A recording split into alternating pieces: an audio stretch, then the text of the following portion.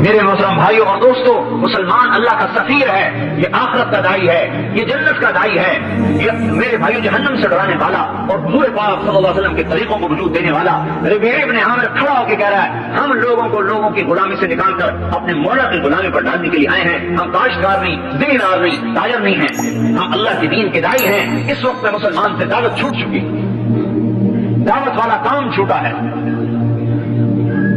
مسلمان دائی تھا، دائی۔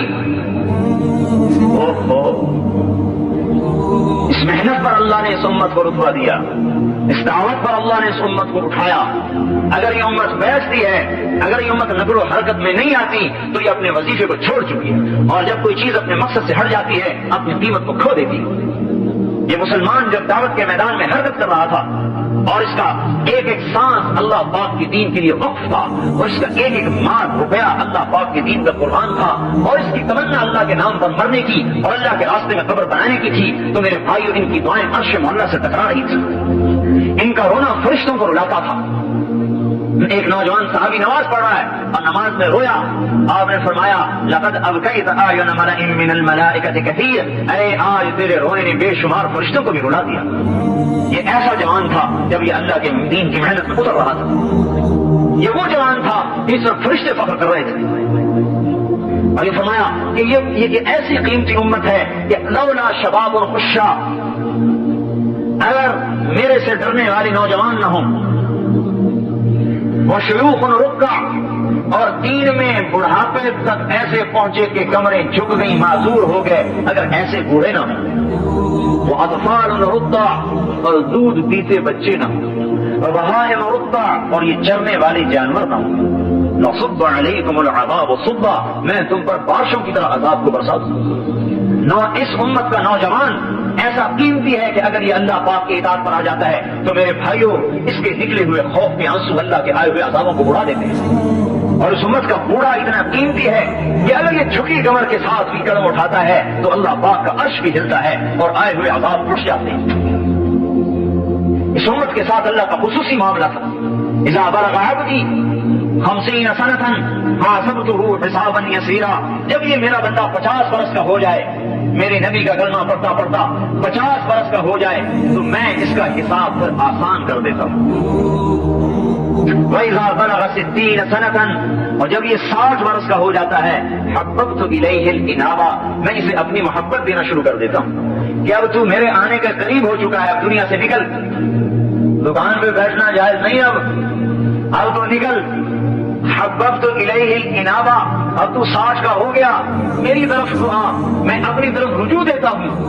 وَإِذَا بَلَغَ 70 سَنَةً، جب 70 سال کا ہو جاتا ہے، اللہ اکبر، میرے بھائیوں اللہ کتنا مہربان ہے اس امت پر، احبہ اللہ اہل السماء، اللہ تعالیٰ کہتے ہیں پھر میں بھی اور میرے فرشتے بھی اس سے محبت کرتے ہیں کہ یہ 70 برس کا بڈھا ہو گیا، اسلام داڑھی سفید ہو گئی۔ وَإِذَا بَلَغَ 80 سَنَةً، اور جب 80 برس کا ہو جاتا ہے تو اللہ تعالیٰ فرماتے ہیں ابناء الثمانین استحیی ان اعذبہم بالنار، 80 برس کے بوڑھے مسلمان کو دوزخ کا عذاب دیتے ہوئے مجھے ویسے ہی شرم آتی ہے، میں کیسے عذاب دوں، یہ بوڑھا ہو گیا۔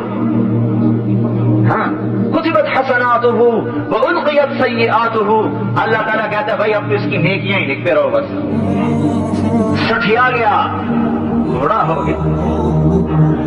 فرزدق ایک شاعر گزرا ہے، فرزدق، شاعر آزاد ہی ہوتے ہیں عام طور پر، لیکن اس زمانے کا آزاد سے آزاد آدمی بھی آج کے بڑے سے بڑے غوث قطب سے بھی اونچا درجہ رکھتا تھا۔ حجاج ابن یوسف اس امت کا سفاک گنا جاتا ہے، اس کی زندگی میں کبھی تہجد قضا نہیں ہوئی، اور ہفتے میں قرآن اس کا ختم ہوتا تھا، ہفتے میں قرآن ختم کرتا تھا، 3 دن میں، 4 دن میں، 5 دن میں قرآن ختم کرتا تھا، کبھی زندگی میں جھوٹ نہیں بولا مرتے دم تک، اور یقین ایسا کامل تھا کہ ایک دفعہ اس کی بیوی پر کچھ اثرات ہوئے، اس نے کسی عامل کو بلوایا، انہوں نے کچھ دم کر کے ایک لوہے کا گیند سے رکھ دیا کہ اسے دفن کر دو، میں نے کہا یہ کیا چیز ہے، انہوں نے کہا تم اپنے حبشی بلاؤ، 2 حبشی غلام بلائے، اس میں لکڑی ڈال کے اس کو اٹھاؤ. وہ 2 غلام زور لگا رہے ہیں, اٹھا رہے ہیں, وہ چھوٹا سا گیند نہیں اٹھا. پھر 2 اور لگائے, 4 ہو گئے. پھر 2 اور لگائے, 6, 2 اور لگائے 8, 2 اور لگائے 10, 12 غلام, 6 اس طرف 6 اس طرف, چھوٹے سے گیند کو اٹھا رہے ہیں اور اٹھتے ہی. میں نے کہا دیکھیے اس کی طاقت یہ ہے. انہوں نے کہا پچھڑ جاؤ, اپنی چھڑی اٹھائی. ان ربکم اللہ الذی خلق السماوات والارض فی 6 ایام ثم استوى علی العرش. یہ آیت پڑھ کر جو چھڑی ڈالی اور یوں کیا, گیند ہوا میں اڑتا ہو گیا. میرا بھائی میں تمہارے عملوں کا محتاج نہیں ہوں. میں نہیں چاہتا کہ لوگ کہیں کہ حجاج اپنے کام عاملوں سے نکلوایا کرتا تھا. یقین کی طاقت نے اس کے سر کو توڑ دیا. تو فرزدق ایک شاعر گزرا ہے, بیوی کے جنازے میں شریک ہے. حسن بصری بھی آئے ہوئے ہیں. حضرت حسن بصری نے کہا فرزدق لوگ کیا کہہ رہے ہیں؟ فرزدق کہنے لگا کہ لوگ آج یوں کہہ رہے ہیں کہ اس جنازے میں ہمارے شہر کا سب سے بدترین انسان آیا ہوا ہے اور میری طرف اشارے کر رہے ہیں. اور لوگ یوں کہہ رہے ہیں کہ اس جنازے میں ہمارے شہر کا سب سے بہترین انسان آیا ہوا ہے اور آپ کی طرف اشارے کر رہے ہیں. حضرت حسن بصری نے کہا ماذا اعددت لهذا اليوم, پھر آج کے دن کا تو نے کیا سامان تیار کر کے رکھا ہے؟ میں نے کہا حسن بصری میرے پاس کچھ بھی نہیں, اتنا ہے کہ میں اسلام میں بوڑھا ہو گیا اور میرے پاس کچھ نہیں. میرے پاس اسلام کا بڑھاپا ہے اور میرے پاس کچھ نہیں. جب انتقال ہوا تو اللہ پاک نے ایک آدمی خواب میں ملا ایک آدمی کو, تو اس نے پوچھا کہ تیرے ساتھ کیا سلوک ہوا؟ کہنے لگا اللہ پاک نے مجھے اپنے سامنے کھڑا کیا اور ارشاد فرمایا اے فرزدق تو نے حسن سے کیا بات کہی, یاد ہے تجھے؟ میں نے کہا یا اللہ یاد ہے. کہا دہراؤ, میرے سامنے دہراؤ. تو کہنے لگے, میں نے کہا کہ میرے پاس اللہ کے سامنے کچھ نہیں سوائے میں اس کے اسلام میں برا ہوا. کب اسی پہ میں نے تجھے معاف کر دیا. میرے بھائیوں اس امت پر تو اللہ ایسا مہربان تھا, لیکن ہم کیسے بے وفا نکلے, کیسے بے وفا نکلے کہ ہمیں دکان نے اللہ سے توڑ دیا اور مٹی کی عورت نے اللہ سے توڑ دیا اور اس اولاد نے اللہ سے توڑ دیا. جو اولاد دنیا ہی میں بے وفا ہو رہی ہے, پہلوں کی اولاد تو دنیا میں وفادار ہوتی تھی, ہماری اولاد تو دنیا ہی میں بے وفا ہو رہی ہے. اور اس وزارت کی خاطر ہم اللہ کو حکم کو توڑ رہے ہیں اور اس چند پگوں کی خاطر اللہ کے امر کو توڑ رہے ہیں. میرے بھائیو ایسی کریم ذات کہاں سے ملے گی ہمیں جو انتظار میں بیٹھا ہوا ہو کہ میں اپنے بندے کی توبہ کا انتظار کر رہا. اے داؤد لو یعلم المدبرون عنی ما عندی من الاشواق. اللہ اکبر. اے داؤد جو میرے سے تعلق توڑ چکے ہیں اگر انہیں پتہ چل جائے کہ میں ان سے کتنی محبت کرتا ہوں لقد تقطعت اوصالهم, تو ان کے ٹکڑے ٹکڑے ہو جائیں محبت میں. اگر انہیں پتہ چل جائے کہ میں ان سے کتنی محبت کرتا ہوں. جب اپنے نافرمانوں سے میرا یہ حال ہے تو اے داؤد ماذا تقول فی المقبلین علی, جو میری طرف کو دوڑ رہے ہیں ان سے میں کتنی محبت کرتا ہوں گا, تو سوچ سکتا ہے؟ میرے بھائیوں اور دوستو ہم بے وفا نکلے. ہاں اس لیے ہم کہہ رہے ہیں کہ آج تبلیغ میں نکل کر اللہ سے عہد و پیمان کو کی تجدید کی جائے. ہماری نمازیں آج ہمیں اللہ سے نہیں جوڑ رہی, ہمارے حج آج ہمیں اللہ تعالیٰ سے جوڑ نہیں رہے, ہمارے روزے ہمیں اللہ سے تعلق نہیں دے رہے, اس لیے کہ ہمارا کلمہ کچا ہے. ہم نے کلمے کی دعوت کو دینا چھوڑ دیا ہے. اس کلمے والی دعوت کو لے کر یہ امت پھرنے والی بنی گی. اس پر اللہ پاک حضور صلی اللہ علیہ وسلم نے فرمایا ان الجنت حرمت علی الانبیاء حتی ادخلها وانها لمحرمۃ علی الامم حتی تدخلها امتی. سارے نبیوں پر جنت حرام ہے جب تک میرا قدم نہ پڑے اور ساری امتوں پر جنت حرام ہے جب تک میری امت کا قدم نہ پڑے. کیوں؟ کوئی ہم نمازیں زیادہ پڑھتے ہیں یا ہم جو ہے زیادہ مال خرچ کرتے ہیں یا ہمارے پاس کوئی زیادہ عبادات ہیں بنو اسرائیل سے؟ بنو اسرائیل کا ایک ایک عابد اپنے گرجے میں داخل ہوتا تھا اور 300 برس باہر نکل کے نہیں دیکھتا تھا کیا ہو رہا ہے. تو ہماری نماز اس کے مقابلے میں کیسے ٹکر کھا سکتی ہے؟ نہیں, یہ امت رب کے نام کو لے کر پھرنے والی ہے, یہ اللہ کے نام کی دائی ہے, اللہ کا تعارف کراتی پھرتی ہے, اللہ کی طرف بلاتی پھرتی ہے. یہ سفیر ہے. سفیر آپ کو پتہ ہے سفیر کو کتنی مراعات دی جاتی ہے, سفیر سے کتنی رعایت کی جاتی ہے. یہ امت سفیر ہے, لہذا اللہ تعالیٰ نے فیصلہ کر دیا کہ جنت کا افتتاح میرے نبی سے ہوگا اور میری نبی کی امت سے ہوگا. عیسیٰ علیہ السلام سے اللہ تعالیٰ نے کہا میں نے شجر طوبہ دے دیا ہے اس امت کو.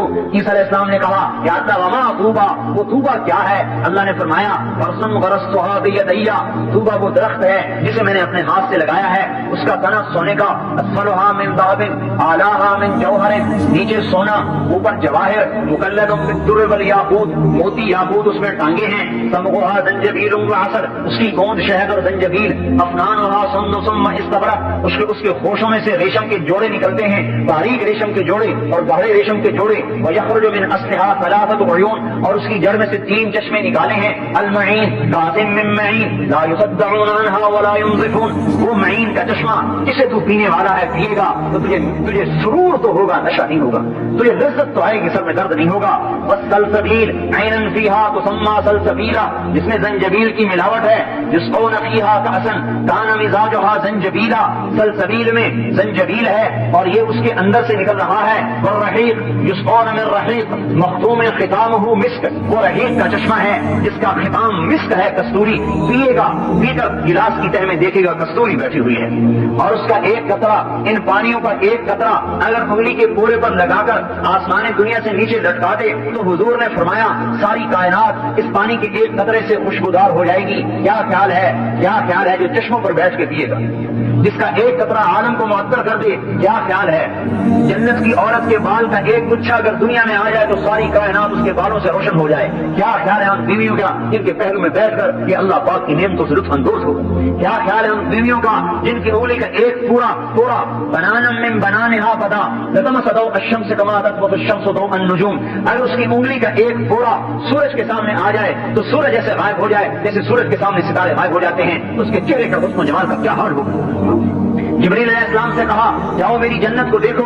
جبریل جنت میں آئے, نور کی تجلی اٹھی, جبریل فرشتہ سجدے میں گیا, خر ساجدن, کیا کہتا ہے مجھے اللہ اپنا دیدار کروا رہا ہے, سجدے میں پڑا ہے, اللہ کے دیدار میں خوش ہو رہا ہے. آواز آئی ارفع راسک یا روح الامین, اے روح امین کسے سجدہ کر رہے ہو, سر اٹھاؤ. سر اٹھا کے دیکھا فاذا هو بحورا, ایک لڑکی ہے جنت کی حور جو اس کے سامنے کھڑی ہے, یتہلل وجہھا نورا, اس کے چہرے کا نور چمک رہا ہے. اس کے چہرے کے نور کے چمک کو جبریل جیسا مقرب فرشتہ جو سدرۃ المنتہا پہ رہتا ہے وہ بھی دھوکہ کھا گیا, کہنے لگا اللہ کو دیکھ رہا ہوں, ایک حور کو دیکھ رہا ہے. تو میرے بھائیو جس کی وہ بیوی بنے گی, جبریل کو تو بیوی کی ضرورت نہیں ہے, جس کی وہ بیوی بنے گی اس کا اندازہ لگاؤ کیا حال ہوگا, اس کی خوشیوں کا کیا حال ہوگا. 40 برس تو یوں بیوی کو دیکھتا رہے, صرف دیکھنا چاہیے, نظرۃ واحدۃ, ایک نظر 40 برس کی, دیکھنے میں مزہ آ رہا ہے. ایک مان کا 70 برس کا ہے. جبریل علیہ السلام حیران ہو کے کہنے لگے اوہو تجھے اللہ نے کس کے لیے پیدا کیا ہے. تو وہ جواب میں کہتی ہے لمن آثر مرضات اللہ علی ہواہ, مجھے میرے رب نے ان بندوں کے لیے پیدا کیا ہے جو اپنی خواہشات کو اللہ کے حکم پر قربان کرتے ہیں. ہاں دکان نہیں دیکھتے, خواہشات کو نہیں دیکھتے, بیوی بچوں کی ضروریات کو نہیں دیکھتے, اللہ تعالیٰ کے امر کو دیکھتے, حضور کے طریقے کو دیکھتے, اللہ کے حکم کو دیکھتے. لمن آثر مرضات اللہ علی ہواہ. عیسیٰ علیہ السلام نے کہا یا اللہ وہ پانی کیسا بہترین ہے اور وہ درخت کیسا اعلیٰ ہے, اس پانی من مائہا, وہ پانی مجھے بھی پلا. اللہ تعالیٰ نے فرمایا اے میرے نبی بھائی بات سن لے, حرام علی الانبیاء حتی یشرب منہا احمد, حتی یشرب منہا احمد, سارے نبیوں پر وہ پانی حرام ہے جب تک میرا نبی احمد اس کو پی نہ لے. وہ حرام علی الامم, اور ساری امتوں پر وہ پانی حرام ہے جب تک میرے نبی کی امت نہ پی لے. ارے میرے بھائیو ہم اپنی قدر کو پہچان, ارے مسلمان نوجوان, ارے تو اپنی جوانی کو عیاشی میں ضائع کرنے نہیں آئے, ارے تو اپنی جوانی کو دکانوں میں لگانے نہیں ہے.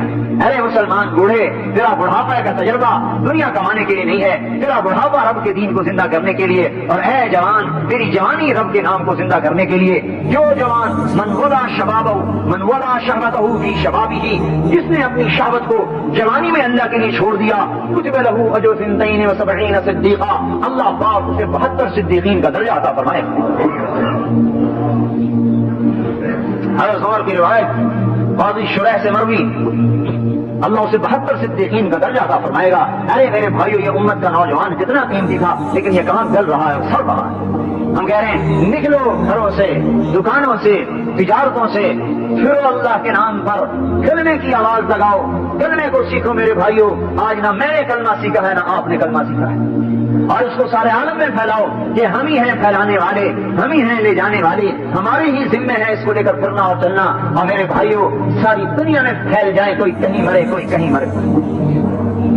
اس پر میرے بھائیوں اور دوستوں آج ضرورت ہے قدم اٹھانے کی، صرف باتوں سے یہ بات نہیں بنے گی، قدم اٹھانے کی ضرورت ہے۔ بے شک یہ دل گردے کا کام ہے گھروں کو چھوڑنا، لیکن میرے محترم بھائیوں دوستوں لیکن ملنے والا کیا ہے؟ یہ تو سوچو ملنے والا کیا ہے؟ حضور کا پڑوس ملے گا اور اللہ کا دیدار ملے گا، اور دن میں 2 دفعہ رب براہ راست بات کرے گا۔ یہ بجلّہ لہم، چہرے سے پردہ ہٹائے گا، سامنے آئے گا، اگر سلام قولا من رب الرحیم کی آواز آئے گی۔ وہ پیغام سنا دیا کہ دنیا میں اکثر انسان ظلم و ستم کا شکار ہوتے رہتے ہیں، تو میرے رب کا پیغام، میرے نبی کا پیغام، میرے امت سہ جانا، صبر کر جانا اور حوض کوثر پہ آ جانا۔ یہ مدینے والوں سے وعدہ نہیں ہے، یہ امت کے تمام ان طبقات سے وعدہ ہے جو ظلم کی چکی میں پس گئے اور جن کی کوئی سنوائی نہ ہوئی اور جن کے حقوق غصب کر دیے گئے اور جن کے حقوق تباہ کر دیے گئے، جو ان کے لیے اللہ کا نبی کھڑا ہوا ہے، آ جاؤ آ جاؤ۔ کون ہیں جن کے حق مارے گئے دنیا میں اور وہ صبر کر گئے؟ آؤ آج میں تمہیں اللہ سے لے کر دکھاؤں گا، اور جنہوں نے تمہارے حق مارے آج میں انہیں تمہیں پکڑوا کے دکھاؤں گا۔ تو آخری 2 وصیتیں میرے نبی نے فرمائی، الصلاۃ، میری امت ایک نماز نہ چھوڑنا، وما ملکت ایمانکم، ایک میری امت کے غریبوں پر خاص طور پہ رحم کھانا، ایک دوسرے پہ زیادتی نہ کر جانا، ایک دوسرے کے حقوق کو پہچاننا، جہاں رشتے ہوں وہاں سر چھپانا، ماں باپ کی دعا لے کے جنت کا راستہ بنانا۔ بدبخت ہے وہ انسان جسے ماں باپ ملے اور وہ بخشش نہ کروا سکا، بدبخت ہے وہ انسان جسے ماں باپ ملے اور وہ ان کی دعاؤں سے جنت نہ لے سکا۔ میرے نبی جنت میں گئے اور آپ نے فرمایا، آپ نے ایک دفعہ تو معراج ہے اور خواب میں کئی دفعہ ہے، تو آپ نے فرمایا آج رات میں جنت میں گئے تو میں نے قرآن کی تلاوت تو میں نے پوچھا یہ کون قرآن پڑھ رہا ہے؟ تو فرشتوں نے کہا یا رسول اللہ یہ آپ کے غلام ہے نعمان بن حارثہ۔ تو میرے نبی نے فرمایا نعمان وہ تو ابھی مرا نہیں، جو مدینے بیٹھے ہوئے، تو اس کی تلاوت ادھر کہاں آ رہی ہے؟ تو فرشتوں نے کہا یا رسول اللہ اس نے ماں کی ایسی خدمت کی ہے کہ اللہ پاک خوش ہو گیا ہے، جب نعمان قرآن پڑھتا ہے اللہ ساری جنت کو قرآن سناتا ہے۔ آپ میرے سامنے بیٹھے ہو اور ماشاءاللہ بہت بڑا مجمع ہے، پیچھے اندھیرے مجھے نظر نہیں آ رہا لیکن بہت بڑا مجمع ہے، 15-20 ہزار مجھے نظر آ رہا ہے، اور ان کو سنانے کے لیے کتنے اسپیکر لگے ہوئے ہیں، اور وہ مدینے میں اور اوپر 7 آسمان کے اوپر جنت، وہ کہتا ہے بسم اللہ الرحمن الرحیم، وہ کہتا ہے بسم اللہ الرحمن الرحیم، اور یہ آواز 7 آسمان کو چیر کے پوری جنت میں گونج رہی ہے۔ اس کے پیچھے کون سا لاؤڈ اسپیکر ہے؟ ماں کی خدمت کا لاؤڈ اسپیکر۔ اچھا ان کی ماں کی تمام صحابہ میں صفات عجب عجب ہیں۔ 2 صحابہ کے بارے میں آتا ہے کہ جیسے انہوں نے ماں کی خدمت کی اور کسی نے نہیں کی، ایک حضرت عثمان اور ایک حضرت نعمان بن حارثہ۔ کیسی خدمت کرتے تھے؟ ماں کے لیے سالن خود بناتے تھے، بیوی سے نہیں بنواتے تھے۔ ہم لوگ کیا کہتے ہیں؟ بیوی سے کہتے ہیں تو پکا، میری ماں ہے تو پکا، اور وہ کیا کہتے تھے؟ نہ تو نہیں، یہ میری ماں ہے میں پکاؤں گا۔ بہت سے لوگ اپنی بیویوں پہ ظلم کرتے ہیں اپنے ماں باپ کی وجہ سے۔ میرے بھائیو ماں باپ کا ادب فرض ہے اور بیوی کے حق کا ادا کرنا بھی فرض ہے۔ کہیں ماں باپ کی وجہ سے بیوی پہ ظلم نہ کرنا اور کہیں بیوی کی وجہ سے ماں باپ پہ ظلم نہ کرنا۔ میرے نبی کا فرمان ہے بہترین مسلمان وہ ہے جو بیوی سے اچھا سلوک کرتا۔ آپ کیا تو میاں بیوی کا کٹھے بیٹھ کے کھانا ہی عیب سمجھا جاتا ہے؟ کیوں میں غلط کر رہا ہوں؟ میاں بیوی اگر کٹھے کھائیں تو اسے عیب سمجھا جاتا ہے، اور تمہارا نبی اما عائشہ کو سامنے بٹھا کر اسے لقمے کھلاتا تھا، اسے لقمے بنا کے کھلاتا تھا۔ بس یہ بتاؤں عرب جو تھے نا، عرب وہ بڑی بڑی بوٹیاں بنا کے سالن باقی چھوٹے چھوٹے نہیں بنا، بڑی بڑی بوٹیاں۔ تو اللہ کے نبی حضرت عائشہ کو گوشت کا ٹکڑا پکڑاتے، وہ کھاتی، کھا کے جو نیچے رکھتی تو اللہ کے نبی اٹھاتے، جہاں سے اما عائشہ نے کھایا ہوتا تھا نا حضرت عائشہ کو دکھا کے وہاں سے کھاتے تھے اظہار محبت کی۔ پھر پیالے میں پانی دیتے، حضرت عائشہ پانی پیتی تو پھر اللہ کے نبی اٹھاتے، جہاں میرے ماں کے ہونٹ لگے ہوتے تھے اما عائشہ کے، میرے نبی وہاں ہونٹ رکھ کے پانی پیتے تھے۔ یہ میرے نبی نے بیویوں سے حال کر کے دکھایا۔ تو شرم آتی بیوی کے ساتھ کھانا کھاتے ہیں۔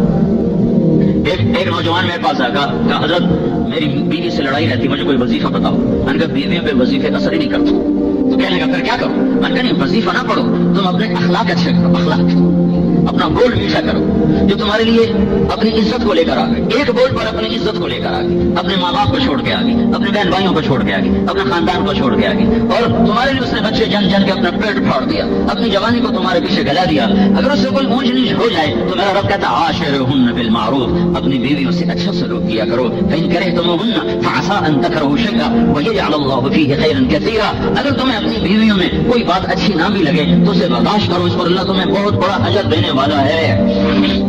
جب عورت کمزور ہوتی ہے تو میں نے کہا تم ایسا کرو جب گھر جاؤ نا تو دسترخوان پر بیٹھے کے 2-4 لقمے اپنے ہاتھوں سے اپنی بیوی کو کھلا دینا تو انشاءاللہ تمہاری محبت ہو جائے گی۔ میں نے کہا اچھا۔ کچھ دن گزرے تو اس کا ویسے ہی فون آیا تو میں نے پوچھا تھا وہ میں نے تمہیں ایک بات بتائی تو اس پہ عمل کیا؟ کہنے لگا جی نہیں۔ میں نے کہا کیوں؟ کہنے لگا شرم آتی۔ میں نے کہا تو لڑتے ہوئے شرم نہیں آتی؟ مرد ہو مرد اور عورت سے لڑے، کمزور بیچاری ہیں، مرد ہو کر عورت سے لڑے۔ ایک ہمارے ہندوستان سے پہلے ہندوستان پاکستان سے ہندوستان تھا تو ایک گاما پہلوان گزرا ہے، گاما، وہ رستم زمان کا اس کو لقب دیا تھا، اس کا نام تھا امام بخش رستم زمان۔ تو انگلستان میں اس کی تاج پوش، انگلستان میں اس نے ساری دنیا کے پہلوانوں کو ہرایا تھا تو اس کو اس وقت سونے کا تاج پہنایا گیا تھا۔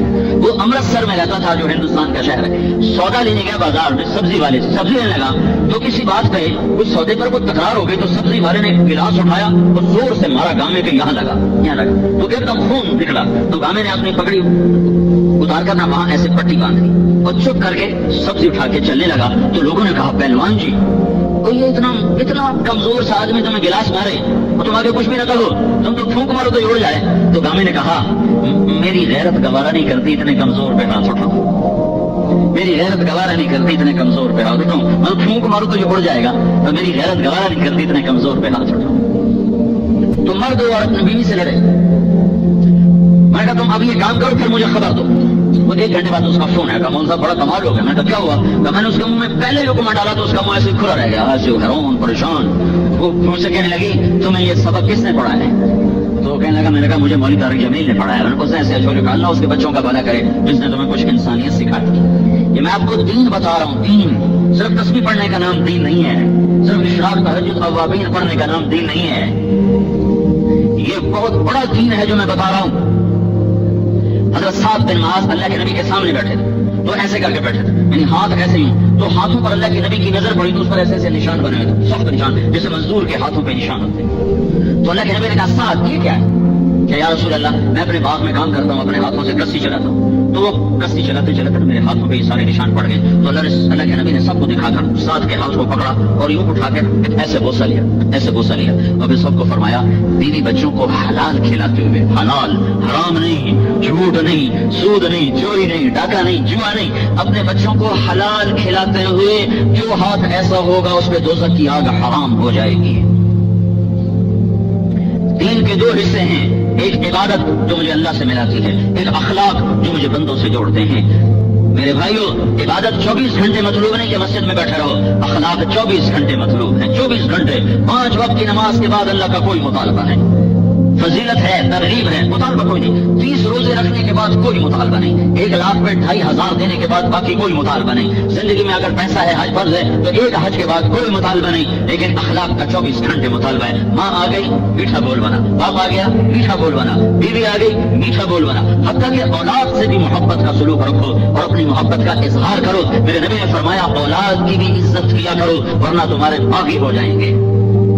بھائی ہے اسے عزت دو، پڑوسی ہے، میرے نبی نے فرمایا مجھے اتنی زیادہ جبرائیل نے پڑوسی کے بارے میں وصیت کی کہ مجھے ڈر لگا کہیں اللہ تعالیٰ پڑوسی کا حق ہی نہ رکھ دے وراثت میں۔ حضرت عبداللہ بن عمر کا پڑوسی یہودی تھا، یہودی، تو جب کبھی حضرت عبداللہ کے گھر میں گوشت پکتا، روزانہ گوشت نہیں کھاتے تھے، کبھی کبھی پکتا تھا، تو جب کبھی گوشت پکتا تو کہتے بھائی وہ ہمارے پڑوسی کو بھیجا، کہا جی نہیں، اچھا پہلے ایسے کرو ایک پیالہ گوشت کا بھر کے میرے پڑوسی کو بھیجو، پھر اس کے بعد میرے سامنے روٹی رکھو۔ اور پڑوسی کون تھا؟ یہودی۔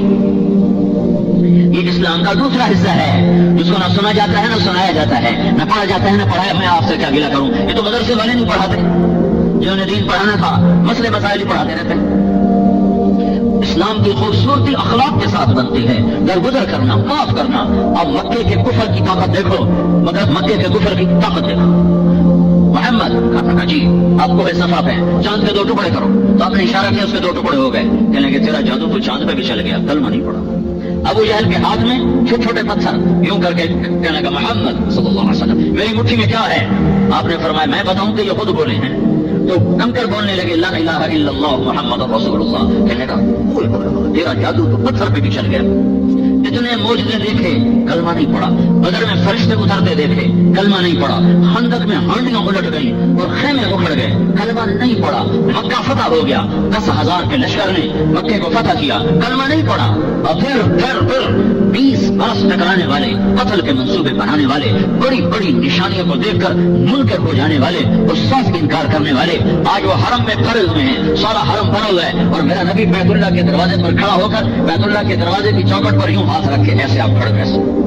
اور آپ نے فرمایا ما انا صانع بکم, اب میں کیا کروں گا تمہارے ساتھ, جو کہ ساری دنیا کی تاریخ بتاتی ہے ان الملوک اذا دخلوا قرية افسدوها وجعلوا اعزة اهلها اذلة وكذلك يفعلون. جب کوئی دشمن پہ قابو پاتا ہے تو اس کی بوٹی بوٹی کر دیتا ہے. جب کوئی دشمن پہ قابو پاتا ہے تو اسے زیر و زبر کر دیتا ہے اور اسے ذلیل و خوار کر دیتا ہے. یہ خود قرآن کی گواہی ہے جو پچھلی تاریخ بتلاتی ہے کہ اب قتل کا بازار گرم ہوگا. اور اپنا 20 سال کا رویہ بتلاتا ہے کہ آج ہماری خیر نہیں. اور اب یہ پڑھے آج میں کیا کرنے لگا ہوں تمہارے ساتھ. تو سہیل بن عمرو رضی اللہ تعالیٰ عنہ کہنے لگے آپ بڑے سخی ہیں, بڑے سخی کے بیٹے ہیں, آپ سے ہم سخاوت کے طلبگار ہیں. تو آپ نے کہا اسی طرح اچھا میرے بھائی یوسف کو اس کے بھائیوں نے ستایا اور موت تک پہنچایا, اس نے بھی انہیں معاف کیا, میں بھی آج تمہیں معاف کرتا ہوں. یہ کہنا تھا کہ سارے مکے کا کفر ٹوٹ کے بکھر گیا اور ٹکڑے ٹکڑے ہو گیا اور پرزے پرزے ہو گیا اور سب نے اول تا آخر ابو سفیان سمیت سب نے کہا نشہد ان لا الہ الا اللہ ونشہد انک رسول اللہ, ہم گواہی دیتے ہیں کہ اللہ ایک ہے اور تو اس کا سچا رسول ہے. اسے تھوڑی دیر پہلے کا واقعہ سنا دو, تھوڑی دیر پہلے آپ نے کہا بلال اٹھو اذان دو.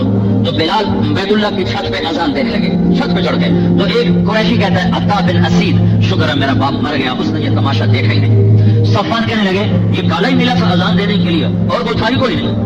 اور ابو سفیان کہنے لگے نا بھائی نا میں کچھ نہیں بولتا, اگر ہم نے کچھ بھی بولے نا تو یہ جو ہمارے پاس پتھر پڑے نا یہ بھی محمد کو بتا دیں کہ ہم کیا کہہ رہے ہیں. یہ آپس میں اور میرے نبی طواف کر رہے ہیں, ادھر طواف ہو رہا ہے ادھر اذان ہو رہی ہے, مکہ فتح ہوا ہے, زور کی پہلی نماز ادا ہونے لگی ہے. تو آپ طواف فرما رہے ہیں اور وہ آپس میں دور بیٹھے بات کر رہے ہیں. آپ طواف کرتے کرتے کرتے کرتے کرتے ان کے سامنے گزرے تو ان کو دیکھ کر آپ مسکرانے لگے. کہنے لگے آپ کیا کہہ رہے تھے؟ کچھ بھی ابھی تو تم کہہ رہے تھے کہ یہ کالے غلام کے علاوہ محمد کو ملے کوئی نہیں اذان دینے کے لیے. اور صفوان تو کیا کہہ رہا تھا کہ شکر ہے میرا لوگ پہلے ہی مر گیا, اس نے دیکھے ہی تماشا. اور ابو سفیان تو یہ کہہ رہا تھا کہ یہ پتھر بھی محمد کو پتہ نہیں. بابا چپ رہو, اتنا بڑا معجزہ دیکھ کر بھی دل نہیں پگھلا.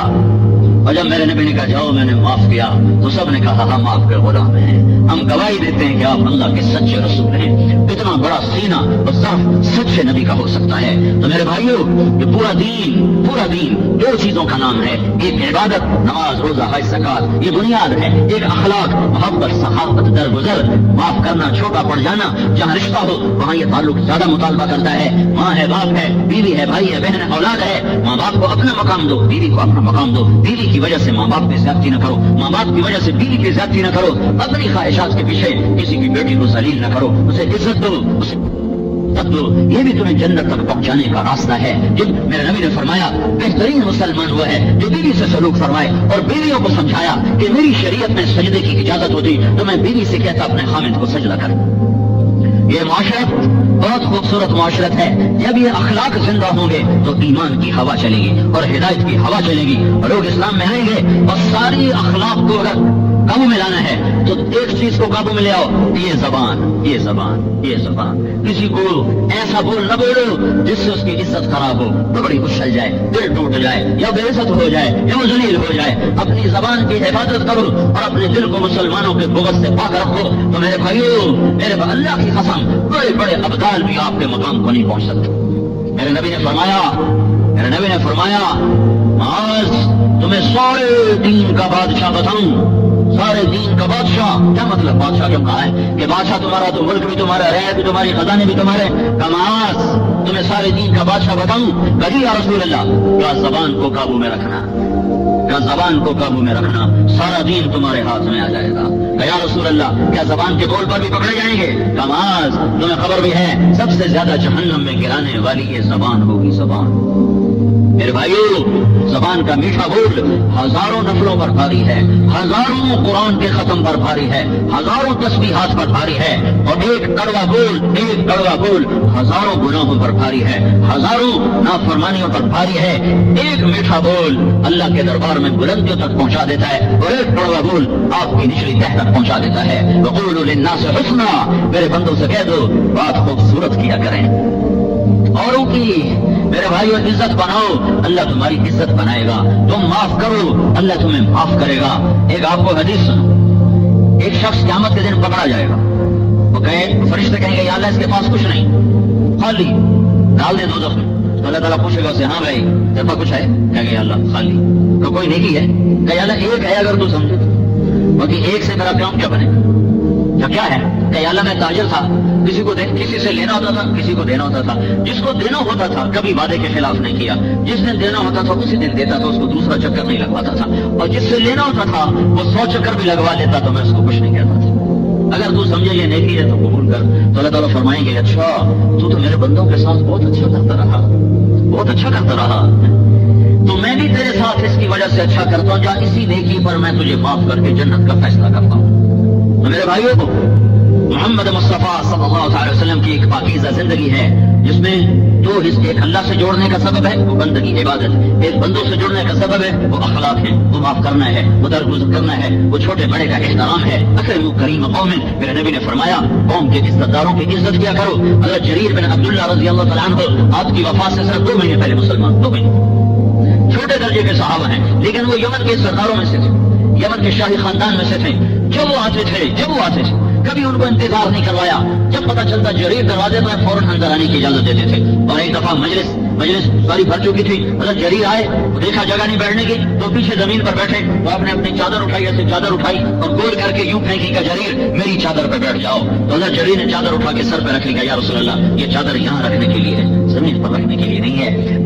बिलाल का मकाम कितना बड़ा है कि आपके नबी ने फरमाया, मेरे नबी ने फरमाया जब मैं जन्नत में जाऊंगा तो मेरी सवारी की लगाम बिलाल के हाथ में होगी। लेकिन अल्लाह के नबी ने चादर बिलाल के लिए नहीं बिछाई, जरीर के लिए बिछाई है कि वो यमन के सरदार हैं, वो यमन के शहजादे हैं, उनको इज्जत दी है।